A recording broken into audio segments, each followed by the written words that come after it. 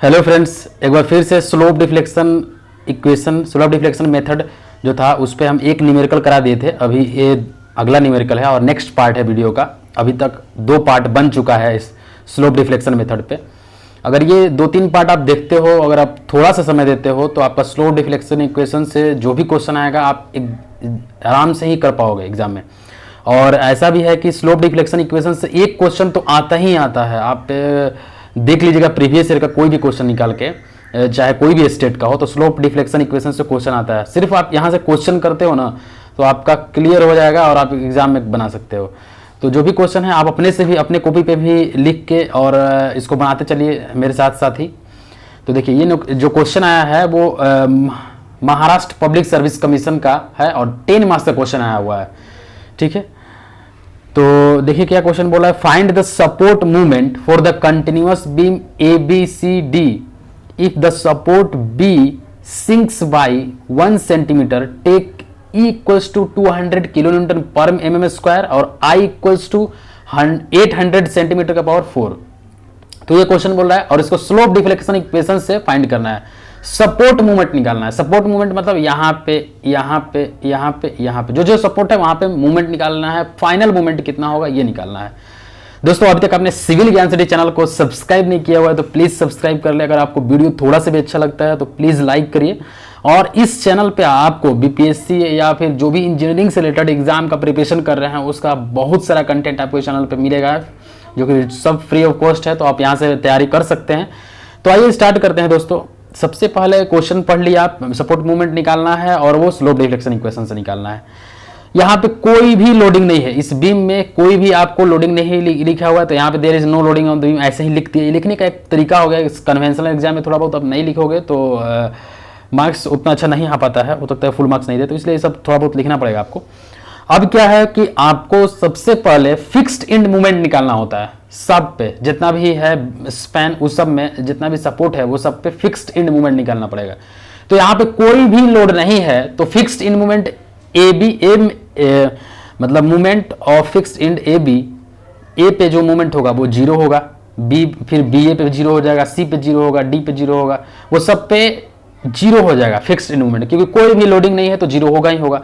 अगर लोडिंग रहता है तो हम ऑलरेडी बताया था कि अगर इस टाइप का लोडिंग रहता है, इस तरह से यूडीएल रहता है तो यहाँ पे होता है -WL²/12 होता है यहाँ पे आपका फिक्स्ड इन मूवमेंट इस सपोर्ट पे। यहाँ पे WL²/12 होता है, तो इस तरह से होता है। लेकिन यहाँ पे तो कोई भी लोडिंग नहीं है इसलिए 0 हो गया। ठीक है, अब यहाँ पे क्या दिया हुआ है कि given support B sinks by 1 centimetre, that is delta B equals to delta equals to 1 centimetre, और 1 सेंटीमीटर इक्वल्स टू क्या लिख सकते हैं हमें 10 mm होता है। 1 सेंटीमीटर इक्वल्स टू 10 mm होता है, तो यहाँ पे 10 mm हो गया।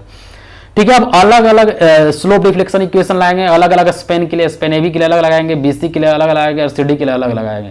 क्योंकि हम ऑलरेडी बता दिए थे कि AB के लिए इसलिए अलग लगा रहे हैं क्योंकि प्रिज्मेटिक के लिए हम लोग करते हैं। यहाँ पे 1.5 है, यहाँ 2 है और यहाँ पे सिर्फ EI है, इसलिए अलग अलग कंसिडर कर रहे हैं हम लोग। तो AB के लिए, MAB के लिए fixed end movement MFAB plus 2EI/L होता है, 2EI/L। EI का वैल्यू 1.5 EI है, तो यहाँ पे EI की जगह पे 1.5 EI, L का वैल्यू 4 है तो L का वैल्यू 4 रख दिए, into 2θA plus θB minus 3 डेल्टा/L। डेल्टा/L का वैल्यू 4 है तो 3 डेल्टा/L हो गया। अब देखिए, अब यहाँ पे क्या है, θA का वैल्यू 0 होगा क्योंकि फिक्स सपोर्ट पे, फिक्स जहां पे सपोर्ट रहता है वहां पे कोई भी रोटेशन नहीं रहता है, क्योंकि वहां पे वर्टिकल, हॉरिजॉन्टल और मूवमेंट, ये तीनों लग रहा है और तीनों जो है वो उसको सपोर्ट को कहीं से भी कुछ हिलने नहीं देगा, फिक्स किया हुआ है। तो यहाँ पे क्या हो जाएगा, थीटा 0 हो जाएगा, तो इसलिए θA को 0 कर दिए। अब यहाँ पे क्या है, 1.5 EI डिवाइडेड बाई 2 इंटू 2 से 4 कट गया तो 2 हो जाएगा, यहाँ पे 0 हो जाएगा, θB माइनस 3। डेल्टा का वैल्यू कितना होगा, 10 दिया हुआ है यहाँ पे वैल्यू, क्योंकि डेल्टा इक्वल्स टू 10 mm हो गया, तो 10 लिख दिया हम लोग। 3 इंटू 10 डिवाइडेड बाई 4, तो यहाँ पे क्या आ गया 0.75 EI θB माइनस 0.75। ठीक है, तो ऑलरेडी हम लोग क्या, जो इक्वेशन हम लोग स्लोप डिफ्लेक्शन इक्वेशन जब हम डिराइव किए थे, जो फर्स्ट पार्ट का वीडियो देखिएगा तो उसमें स्लोप डिफ्लेक्शन इक्वेशन डिराइव किए, तो डेल्टा जब सिंक करता है तो ऑलरेडी हम उसी केस के लिए माइनस लिए ही थे, तो यहाँ पे कुछ छेड़खानी करने का जरूरत नहीं है। तो यहाँ पे क्या हो जाएगा, ये वैल्यू आ गया, एम ए बी का वैल्यू आ गया। फिर उसी तरह बी ए का निकालेंगे तो यहाँ पे भी ये 0 हो जाएगा, 2EI/L प्लस 2θB हो जाएगा एम बी ए निकालेंगे तो, और थीटा ए का वैल्यू 0 हो जाएगा, -3ΔL, तो 3 × 10/4 हो जाएगा। तो ये वैल्यू हो गया आपका, इतना निकल गया। ठीक है, एम बी सी अगर निकालते हैं हम तो फिर एम बी सी के लिए M F B C plus 2EI/L plus 2θB plus θC -3ΔL, तो ये भी हो गया 3ΔL, तो ये इतना वैल्यू आ गया। ठीक है, फिर उसी तरह एम सी बी निकालेंगे तो फिर fixed in movement of C B plus 2EI/L, L का वैल्यू 6 दिया हुआ है बी सी के लिए। देखिए यहाँ पे बी सी के लिए अभी कंसिडर किए हैं तो बी सी के लिए एल का जो वैल्यू है 6 दिया हुआ है और EI का वैल्यू 2EI होगा। तो यहाँ पे EI का वैल्यू क्या लिख दिए हम, यहाँ पे 2EI लिखे हैं, 2EI/6 plus 2θB plus θC -3ΔL, तो इससे जो वैल्यू आ गया वो आ गया, ये आ गया। ठीक है, अब MCB के लिए किए तो फिर उसी तरह MCB के लिए इक्वेशन लिख के हम लोग वही लगा दिए। अब हमको क्या करना है, थीटा CD के लिए करना है। ठीक है, अब आप CD के लिए कर रहे हो तो CD ये है, CD ये है, ये पार्ट है CD। अब क्या बोल रहा था क्वेश्चन में कि B पे सिर्फ सिंक कर रहा है, तो B पे सिंक कर रहा है तो इसका ये वाला पार्ट इफेक्ट होगा और इसका ये पार्ट इफेक्टेड होगा अगर ये पार्ट सिंक कर रहा है, क्योंकि आप इक्वेशन लिखेंगे BC का तो इसमें भी ये आ रहा है। अगर आप AB का इक्वेशन लिखेंगे या फिर BA का, इसमें भी B कॉमन आ ही रहा है जो सिंक कर रहा है, इसलिए हम सिर्फ AB और BC में ही डेल्टा कंसिडर किए हैं। I am not considering delta in the case of CD span, तो यहाँ पे CD में हम स्पैन में नहीं कंसिडर किए हैं, तो यहाँ पे क्या हो जाएगा, fixed movement CD plus 2EI/L, L का वैल्यू 3 दिया हुआ है और EI का वैल्यू सिर्फ EI ही दिया हुआ है, plus 2θC plus θD -3ΔL, तो ये 0 हो जाएगा क्योंकि डेल्टा यहाँ पे नहीं है, D पे नहीं है डेल्टा, तो इसलिए इसका वैल्यू इतना आ गया। फिर उसी तरह DC निकाल लेंगे तो फिर से वही चीज़ आ गया और ये इतना मेरा वैल्यू आ गया। तो अब हम सारा इक्वेशन के लिए, मतलब सारा स्पैन के लिए स्लोप डिफ्लेक्शन इक्वेशन निकाल दिए, सारा स्पैन के लिए AB के लिए निकाल दिए, BC के लिए निकाल दिए और CD के लिए निकाल दिए। ये सब स्पैन के लिए हम स्लोप डिफ्लेक्शन इक्वेशन निकाल दिए और मूवमेंट MAB निकाले, उसी तरह फिर BA निकाले। ठीक है, फिर उसी तरह BC निकाले। ठीक है, फिर उसी तरह CD निकाले तो CB हो गया। फिर उसी तरह आपका ये सब हो गया, ये सारा चीज हो गया। अब हम क्या फाइंड करेंगे, इक्विलिब्रियम इक्वेशन निकालेंगे। तो इक्विलिब्रियम इक्वेशन जो है, summation of forces, summation of movement at D पे 0 होगा तो MDC 0 होगा। हम पहले भी बता चुके हैं कि अगर हिंज सपोर्ट रहता है वहां पे मूवमेंट 0 होगा। हम ये नहीं बोल रहे यहाँ पे 0 होगा, यहाँ पे 0 होगा, यहाँ पे 0 होगा, यहाँ पे तो मूवमेंट है ही, यहाँ पे भी है, यहाँ पे भी है, लेकिन DC जो ये हिंज सपोर्ट है और ये लास्ट में है तो यहाँ पे मूवमेंट 0 हो जाएगा। तो MDC का जो वैल्यू होगा, क्योंकि जो हिंज सपोर्ट होता है ना, जो हिंज सपोर्ट होता है किसी बीम में, तो उसका अगर आप फ्री बॉडी, इस पॉइंट का अगर फ्री बॉडी डायग्राम बनाओगे तो सिर्फ आपको हॉरिजॉन्टल मिलेगा, वर्टिकल मिलेगा और हॉरिजॉन्टल मिलेगा, मूवमेंट नहीं मिलेगा। तो MDC का वैल्यू यहाँ पे 0 हो जाएगा, तो 0 हो जाएगा। तो MDC का वैल्यू हम पहले भी स्लोप डिफ्लेक्शन इक्वेशन से फाइंड किए थे। MDC का वैल्यू ये है 4EI/θ into θD plus 2/3EI/θC। तो यहाँ से अगर आप इक्वेशन लिखे तो θC इक्वल्स टू -2θD, एक इक्वेशन मिल गया, इसको इक्वेशन नंबर 1 हम एज्यूम कर लिए। ठीक है, यहाँ तक क्लियर होगा। ठीक है, आगे बढ़ते हैं।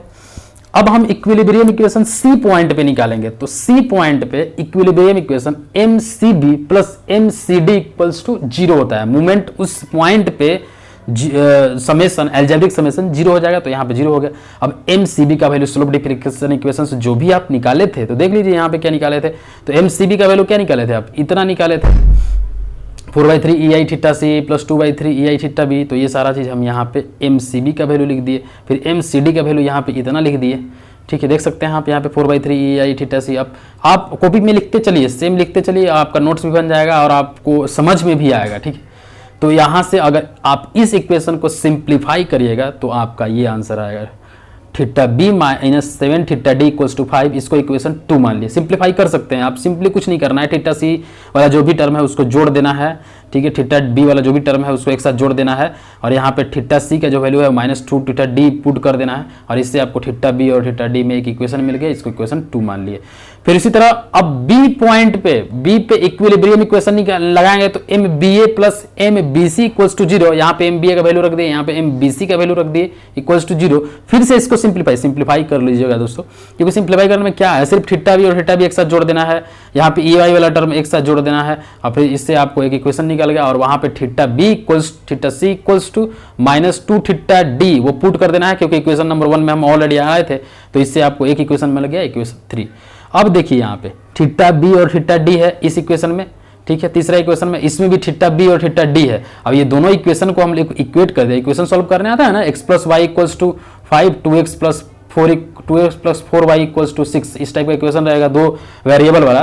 तो दो वेरिएबल से दोनों अननोन निकल जाएगा, थीटा बी का वैल्यू और थीटा डी का वैल्यू। इससे हम लोग थीटा सी निकाल दिए, तो अब आपका थीटा बी भी निकल गया और थीटा सी भी निकल गया और थीटा डी भी निकल गया, तीनों निकल गए। जब भैया तीनों वैल्यू निकल गया स्लोप का, तो हम फाइनल मोमेंट निकाल सकते हैं, ठीक है। तो अब देखिए यहाँ पे ई आई का वैल्यू भी निकाल के एक जगह सिंप्लीफाई करके रख लिए कि 2 × 10⁵, ये आई का वैल्यू 800 दिया हुआ था, तो इसको ये सेंटीमीटर 4 दिया हुआ था, न्यूटन में बदलेंगे तो 10⁻³ से और मल्टीप्लाई करेंगे, क्योंकि 1 सेंटीमीटर इक्वल्स टू 10 mm होता है। तो उसी तरह ये करेंगे तो ई आई का वैल्यू 16 × 10⁵ न्यूटन मीटर स्क्वायर आ जाएगा। अब देखिए फाइनल मोमेंट हमने निकाल लिए, एम ए बी का वैल्यू निकाल लिए, इतना कुछ नहीं करना है, जो इक्वेशन आप लगाए थे उसमें थीटा बी और थीटा सी का वैल्यू थीटा डी का वैल्यू पुट कर दीजिएगा, तो एम ए बी निकल गया। एम बी ए भी उसी तरह निकल जाएगा, तो एम बी ए भी यहाँ पे निकल जाएगा, एम बी सी भी निकल जाएगा, एम बी सी भी निकल जाएगा आपका, उसी तरह एम सी बी भी निकल जाएगा, एम सी डी भी निकल जाएगा, एम डी सी 0 हो जाएगा। कुछ नहीं करना है, जो theta B theta C theta D ये तीनों का वैल्यू जो final moment slope deflection equation में लिखे थे उस सब में पुट करके आप सबका मोमेंट निकाल दिए, ठीक है। अब यहाँ तक क्लियर हो गया। अब इसके बाद क्लियर होने के बाद हमको अब बेंडिंग मोमेंट डायग्राम बनाना है। क्वेश्चन में बोल रहा है कि बेंडिंग मोमेंट डायग्राम बनाना है। देखिए क्वेश्चन में बोला है कि नहीं बोला है, देख लेते हैं। Find the support moment for the continuous beam A B C D if support B. देखिए यहाँ पे क्वेश्चन पे सिर्फ सपोर्ट मोमेंट निकालने के लिए बोल रहा है, तो आप ऐसा जरूर नहीं है कि आप सब shear force bending moment diagram बनाने चले, लेकिन यहाँ पे बेंडिंग मोमेंट डायग्राम आप बना दीजिएगा, क्योंकि कोई भी क्वेश्चन इस टाइप में बेंडिंग मोमेंट डायग्राम बनाना ही पड़ेगा। 10 मार्क्स का क्वेश्चन है महाराष्ट्र पब्लिक सर्विस कमीशन में 2013 में, तो आप बना लीजिएगा तो ज़्यादा अच्छा रहेगा। तो बेंडिंग मोमेंट डायग्राम बनाने में कितना समय लगेगा, कुछ नहीं लगेगा, तुरंत बना सकते हैं। अगर स्पेशली लिखता है कि बेंडिंग मोमेंट डायग्राम बनाना है तो पूरा अच्छे तरीके से बनाते हैं हम लोग, मतलब एक एनालाइज करके हम कि कहाँ पे क्या जीरो हो रहा है। अगर नहीं दिया हुआ है लिखने के लिए, नहीं मतलब लिखा हुआ है तो भी फिर भी हम लोग को बनाना तो है ही। अब देखिए बेंडिंग मोमेंट डायग्राम बनाने के लिए ए बी सी डी जो भी है, एम ए बी जितना वैल्यू आया 27.0 आया, यहाँ पे ये लिख दिए। फिर इसी तरह यहाँ पे इतना वैल्यू आया, यहाँ पे इतना वैल्यू आया, तो ये लिख दिए। अब देखिए यहाँ से निगेटिव में है और ऊपर जो वैल्यू जा रहा है इस पॉइंट पे पॉजिटिव में जा रहा है, तो इसलिए हम लोग क्या किए, इंक्लाइंड है यहाँ पे हो गया। फिर उसी तरह यहाँ पे 0 है तो यहाँ पे 0 हो जाएगा। तो यहाँ पे बेंडिंग मोमेंट डायग्राम इस तरह से आप ड्रॉ कर सकते हैं। सिंपली है दोस्तों, देख लीजिए।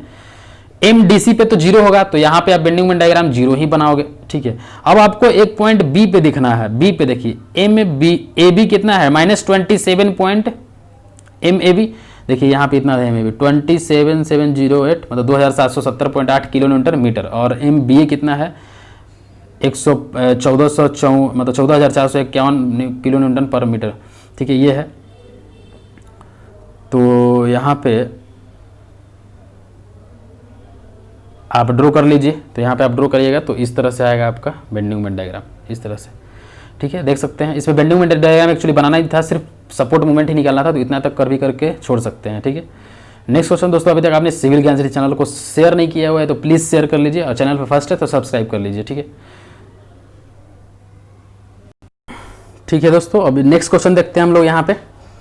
नेक्स्ट क्वेश्चन में क्या बोल रहा है, देखिए ये क्वेश्चन जो है वो 30 मार्क्स का क्वेश्चन है, और ये एमपी में पूछा हुआ है, Madhya Pradesh public service commission में 30 मार्क्स का क्वेश्चन है।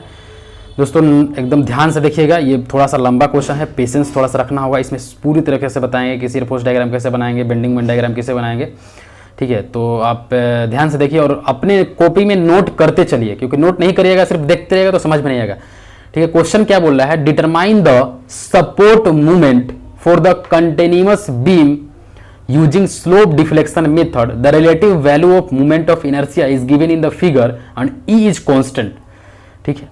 तो यही क्वेश्चन है आपका, ये दिया हुआ है कंटिन्यूअस बीम, तो इसको देखेंगे। अब यहाँ पे क्या करते हैं हम, सबसे पहले हम लोग अननोन फाइंड करेंगे कि कितना अननोन है। तो अननोन तो ऑब्वियस है कि थीटा बी होगा, थीटा सी होगा और थीटा ए, तो 0 ही हो जाएगा, तो सिंपली है। और ये इसको इसे भी बोल सकते हैं कि डिग्री ऑफ जो काइनेमेटिक इंडिटर्मिनेंसी है वो थीटा बी पे होगा और थीटा सी 2 ही है। आप ऐसे भी देख सकते हो कि यहाँ पे तो एक भी नहीं होगा, 0 होगा, फिक्स सपोर्ट पे 0 होता है काइनेमेटिक इंडिटर्मिनेंसी, यहाँ पे 1 होगा, यहाँ पे 1 होगा, तो 2 हो जाएगा। तो अगर यहाँ पे अगर हम लोग यहाँ पे अब हम ऐसे ही बता देते कि अगर लास्ट में जिसका सपोर्ट पे हिंज सपोर्ट है तो वहाँ पे हम लोग modified slope deflection equation use कर सकते थे, उसमें भी यूज कर सकते थे। ये जो पिछला क्वेश्चन बनाए थे इसमें भी हम लोग मॉडिफाइड स्लोप डिफ्लेक्शन यूज करके और एक अननोन कम कर सकते थे, थीटा जो लास्ट में जो थीटा थे उसको कम कर सकते थे। तो उसमें हम यूज नहीं किए, तो इसमें आप देख सकते हैं यूज कर सकते हैं। देखिए यहाँ पे if use modified slope deflection equation for a span BC, last span के लिए होता है जिसमें कि हिंज सपोर्ट है, there is no need to consider theta C। तो यहाँ पे अननोन कितना हो जाएगा, सिर्फ थीटा B हो जाएगा। तो आप यहाँ पे देख सकते हैं। अब इक्विलिब्रियम इक्वेशन तो बी ही पे लगाएगा कि MBA plus MBC equals to 0 हो जाएगा इक्विलिब्रियम इक्वेशन। अब सबसे पहला चीज जो हम लोग को फाइंड करना होता है वो फिक्स्ड एंड मोमेंट फाइंड करना होता है। तो fixed end moment for a span AB क्या होगा, अब यहाँ पे लोड लग रहा है W, तो MFAB इक्वल्स टू -WL/8 हो जाएगा। तो -W into L 100 into 5 divided by 8, तो -62.5 किलो न्यूटन मीटर आ जाएगा। फिर इसी तरह MFBA जो निकालेंगे तो WL/8, तो यहाँ पे भी 62.5 किलो न्यूटन मीटर आ जाएगा। ठीक है, अब यहाँ पे आपको समझ में आ गया कि AB में इतना लोड मूवमेंट लग रहा है, फिक्स्ड एंड मूवमेंट। फिर उसी तरह BC के लिए करेंगे, तो BC के लिए यहाँ पे फिक्स सपोर्ट में अगर UDL दिया हुआ है तो -WL²/12 होता है। तो MFBC -WL²/12, तो -20 इंटू 7.5 का स्क्वायर डिवाइडेड बाई 12, तो 93.75 किलो न्यूटन मीटर आ जाएगा MFBC। और MFCB कितना होगा, WL²/12, तो यहाँ पे 93.75 किलो न्यूटन मीटर आ गया, WL²/12 आ गया। इतना तक आपको क्लियर है, इतना तक कोई दिक्कत नहीं है। अब यहाँ पे देखिए, यहाँ पे सिर्फ ये जो दिखाए हैं डायरेक्शन ना, वो सिर्फ यहाँ पे जैसे माइनस आया, तो हम ऑलरेडी बता चुके हैं कि स्लोप डिफ्लेक्शन इक्वेशन में जो भी मूवमेंट हम निकालेंगे उसमें अगर माइनस साइन क्लॉकवाइज के लिए हम लोग पॉजिटिव लेते हैं और एंटी क्लॉकवाइज के लिए निगेटिव लेते हैं। इतना चीज आपको याद रखना है स्लोप डिफ्लेक्शन इक्वेशन में।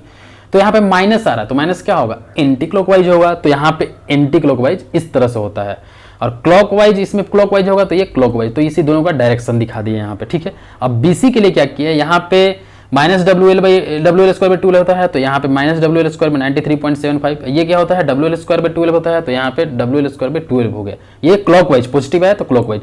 अब ये जो एक्स्ट्रा इक्वेशन दिखा है ना, ये सिर्फ समझाने के लिए है। या तो आप डायरेक्टली मतलब जो भी हम मॉडिफाइड स्लोप डिफ्लेक्शन इक्वेशन बताए हैं, आप तो डायरेक्टली या तो यूज कर सकते हैं, या फिर कुछ कंसेप्ट अगर लाएगा तो इस तरह से लगा सकते हैं। यहाँ पे जो CD है, MCB का जो वैल्यू होगा, MCB का जो वैल्यू होगा वो क्या होगा, 0 होगा। फाइनली तो 0 आएगा ही ना, फाइनल मूवमेंट निकालेगा। लेकिन हम ऑलरेडी फिक्स्ड एंड मूवमेंट निकाल रहे हैं, मतलब ये इसको भी फिक्स करके हम निकाल रहे हैं, हम सिर्फ एज्यूम करके निकाल रहे हैं, आंसर नहीं फाइंड कर रहे हैं। ये एक प्रोसेस है जिसके हमको करना ही होगा। तो यहाँ पे अब क्या कि यहाँ पे 0 करने के लिए जितना इधर लग रहा है उतना ही इधर लगाना पड़ेगा, और जब इतना यहाँ पे लगाना पड़ेगा तो उसका कैरी ओवर हाफ होता है, तो 93.75 हाफ होता है। देखिए, अब यही चीज हम लोग क्या इक्वेशन में आपको पता चलेगा कि क्या क्या क्यों किए हैं हम लोग, स्लोप डिफ्लेक्शन इक्वेशन में पता चलेगा। आप ये इसको नहीं भी करते यहाँ पे, बाद में इसको कंसीडर करते तो कोई दिक्कत नहीं था, सिर्फ आप इतना कर लिए। ठीक है, अब आगे बढ़ते हैं हम लोग। अब हम लोग सबके लिए फिक्स्ड मूवमेंट निकाल लिए, अब हम लोग स्लोप डिफ्लेक्शन इक्वेशन यूज करेंगे, निकालेंगे स्लोप डिफ्लेक्शन इक्वेशन लिखेंगे। तो MAB के लिए स्लोप डिफ्लेक्शन इक्वेशन क्या आएगा, MFAB plus 2EI/L plus 2θA plus θB minus 3δ/L। तो इसका वैल्यू इतना आ गया। ठीक है, अब यहाँ पे डेल्टा नहीं दिया हुआ है, मतलब सिंक के नहीं बोला है कि कुछ सिंक होगा क्या होगा, तो यहाँ पे 0 हो जाएगा। थीटा है तो फिक्स है, थीटा का वैल्यू A पे, तो वो भी 0 हो जाएगा। तो यहाँ पे MBA का वैल्यू इतना आ गया, इक्वेशन 1 मान लिए, MAB का वैल्यू, और MBA का वैल्यू इतना आ गया, इसको इक्वेशन 2 मान लिए। सिर्फ वैल्यू रखना है, आप खुद रख सकते हैं। यहाँ पे ये रख दिए, L का वैल्यू 5 है तो 5 रख दिए, थीटा है 0 हो गया, ये भी 0 हो गया, तो थीटा B से मल्टीप्लाई किया तो 2EI/5 into theta B। Simply कुछ नहीं है, बस सिर्फ रखना है इसको। ठीक है, फिर उसी तरह स्पैन BC के लिए अब हम क्या बोले कि BC के लिए हम modified slope deflection equation use करेंगे, modified slope deflection equation use करेंगे। तो modified slope deflection equation equals to MBC equals to क्या होगा, fixed end movement of BC minus fixed end movement of CB divided by 2, जो हम यहाँ पे किए, जो यहाँ पे डिवाइडेड बाई 2 किया, और फिर ये दोनों को जोड़ रहे हैं, दोनों माइनस में ही है और दोनों को जोड़ दिए। तो दोनों को जब जोड़े तो हम यहाँ पे यही चीज को समझाया कि मॉडिफाइड स्लोप डिफ्लेक्शन इक्वेशन क्यों होता है, तो इसी कारण से होता है। यहाँ पे दो चीज आ गया, plus 3EI/L plus into theta B minus δ/L, ये होता है modified slope deflection equation. First part में आपको पता चल जाएगा किस तरह से डिराइव हुआ है मॉडिफाइड स्लोप डिफ्लेक्शन इक्वेशन। तो इससे वैल्यू आपका इतना आ गया। अब सिर्फ यहाँ पे देखिए MBC इक्वल्स टू इतना आ गया है, और इसमें सिर्फ एक ही अननोन है। तो अब यहाँ पे इक्विलिब्रियम इक्वेशन लगाएगा, तो MBA plus MBC equals to 0, तो यहाँ से MBA plus MBC equals to 0 करिएगा तो EI थीटा B का वैल्यू 39.0625 आ गया। देखिए यहाँ पे एक ही इक्वेशन में आप अननोन फाइंड कर लिया, और उसी एक इक्वेशन से अब ये फाइंड करने के बाद फाइनल मूवमेंट फाइंड कर लिए, M A B, M B A और एम बी सी का जो वैल्यू था वो सब पुट कर दिए, आपका फाइनल मूवमेंट निकल गया। जैसे ही आपका फाइनल मूवमेंट निकला, अब इसके बाद फ्री बॉडी डायग्राम, सॉरी, अब इसके बाद क्या करना है, एस एफ डी बनाना है और बी एम डी बनाना है। अब देखिए 30 मार्क्स का क्वेश्चन है, तो आपको दोनों चीज अच्छे तरीके से बनाना होगा। तो इसलिए हम क्या कर रहे हैं, अलग अलग कंसिडर कर रहे हैं। स्पेन ए बी के लिए देखिए, जो भी मेरा फाइनल मूवमेंट आया, उस फाइनल मूवमेंट को यहाँ पे हम लोग इंडिकेट कर दिए। -46.875 आया था, तो माइनस में हम क्या बोलते हैं, बार बार बोलते हैं कि जो माइनस होता है स्लोप डिफ्लेक्शन इक्वेशन में, वो एंटी क्लॉकवाइज होता है। तो यहाँ पे एंटी क्लॉकवाइज ये होता है इस तरह से, क्लॉकवाइज इस तरह से होता है, ठीक है। तो एंटी क्लॉकवाइज यहाँ पे इंडिकेट कर दिए, यहाँ पे क्लॉकवाइज इंडिकेट कर दिए, ठीक है। एम ए बी, फिर उसी तरह एम बी सी भी इंडिकेट कर दिए, तो बी सी का वैल्यू यहाँ पे M B C equals to हो जाएगा। अब यहाँ पे 93.75 है, सॉरी,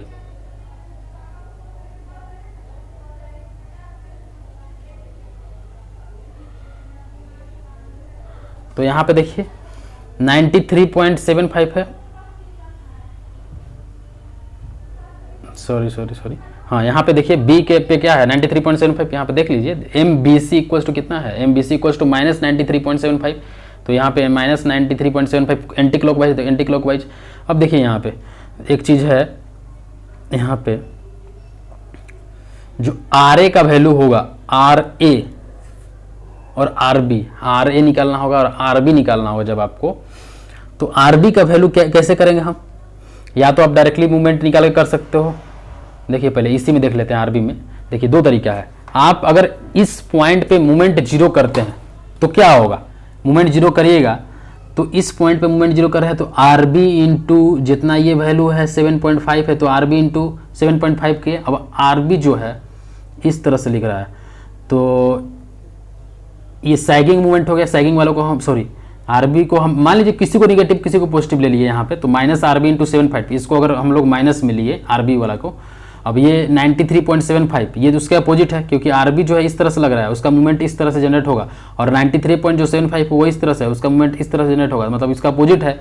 तो ये माइनस, सॉरी ये माइनस में है तो ये प्लस में हो जाएगा। फिर उसी तरह 20 जो है नेगेटिव की तरफ लग रहा है, मतलब इस तरह से लग रहा है, और 93.75 भी इस तरह से लग रहा है। ये दोनों को हम पॉजिटिव माने तो इसको भी पॉजिटिव मान लिए। तो यहाँ से आरबी का वैल्यू इस तरह से आ गया।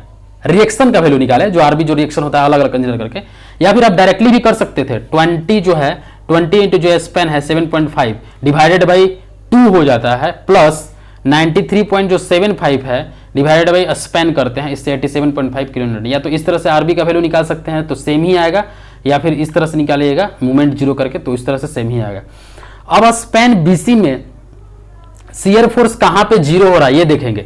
तो मान लिया कि x बी से x डिस्टेंस पे जीरो हो रहा है, तो x डिस्टेंस पे जीरो होगा तो क्या लिखेंगे, यहाँ पे x डिस्टेंस पे मूवमेंट निकाल शियर फोर्स निकालेंगे। तो सिर्फ शियर फोर्स में लोड का कंसिडरेशन होता है, आपको ये पता होना चाहिए कि सिर्फ लोड का कंसिडर। किसी भी पॉइंट पे अगर आपको शियर फोर्स निकालना है, किसी भी पॉइंट पे अगर आपको शियर फोर्स निकालना है, तो उस पॉइंट के लेफ्ट की तरफ देखेंगे या फिर राइट की तरफ देखेंगे, एक ही तरफ देखना है। और लेफ्ट की तरफ में जितना भी फोर्सेस आ रहा है उसका समेशन कर देंगे, तो वहां पे शियर फोर्स निकल जाएगा।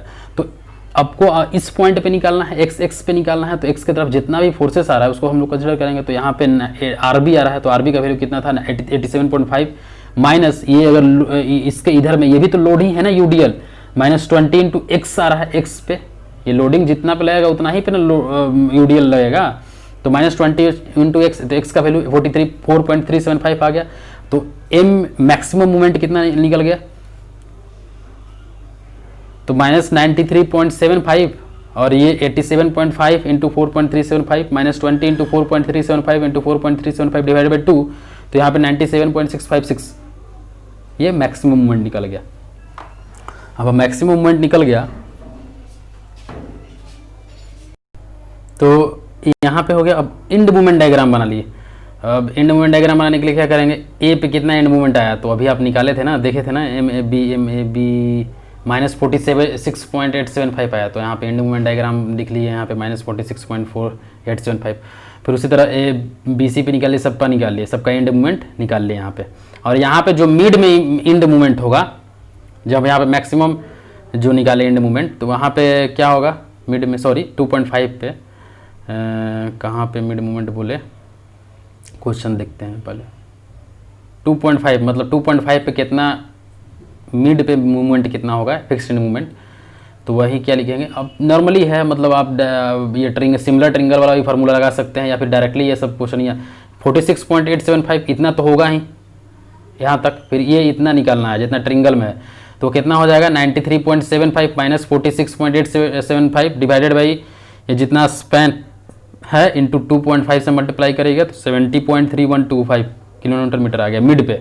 आप डायरेक्टली इसे भी कर सकते हैं, सिमिलर ट्रिंगल लगा के भी कर सकते हैं, इतना वैल्यू निकाल सकते हैं, और इतना तो 46.875 है ये, तो ये आ गया। अब फ्री मूवमेंट डायग्राम बनाते हैं, दो चाहिए आपको, एक इंड मूवमेंट और फ्री मूवमेंट, ये दोनों का कॉम्बिनेशन ही होगा बेंडिंग मूवमेंट डायग्राम। तो फ्री मूवमेंट डायग्राम क्या हो जाएगा, यहाँ पे देखिए WL/4 हो जाएगा, फ्री मूवमेंट मतलब मूवमेंट को फ्री करके, तो यहाँ पे WL/4 हो जाएगा तो 125 आ गया, फिर इसका WL²/8 हो जाएगा तो इतना आ गया, ठीक है। अब फाइनल बेंडिंग मूवमेंट डायग्राम बनाते हैं, तो सबसे पहले हम लोग इंड मूवमेंट डायग्राम बनाए, तो इंड मूवमेंट डायग्राम अब वही बनाए थे, इतना होगा। इसके बाद आप फ्री मूवमेंट डायग्राम बना दिए, कुछ नहीं करना है इसमें आपको बेंडिंग मूवमेंट डायग्राम बनाने में। सबसे पहले आप फिक्स्ड इंड मूवमेंट जो आप निकाले थे ना, यहाँ पे फिक्स्ड इंड मूवमेंट जो भी आप निकाले थे, MAB निकाले थे, MBA निकाले थे, MBC निकाले थे, MCB निकाले थे, तो वही चीज़ सिर्फ आप यहाँ पे लिख दिए, MBA MAB MBA, यहाँ पे तो 0 हो गया है तो कर लिए यहाँ पे, ठीक है। और यहीं पे यहाँ से क्या कर लिए, फिर ये दिखा लिए, ठीक है दोस्तों।